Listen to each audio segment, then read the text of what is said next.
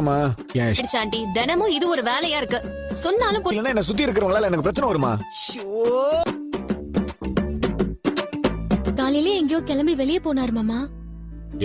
எத்தனை கிலோமீட்டர் ஓட்டுறானோ அதுக்கான காசு தானே கிடைக்கும். என்ன இவன் லட்சக்கணக்கில் சம்பாதிக்க போறான்? படிக்கிறவனுக்கு அந்த உழைப்பு மட்டும் போதும். அவன் பெரிய ஆளா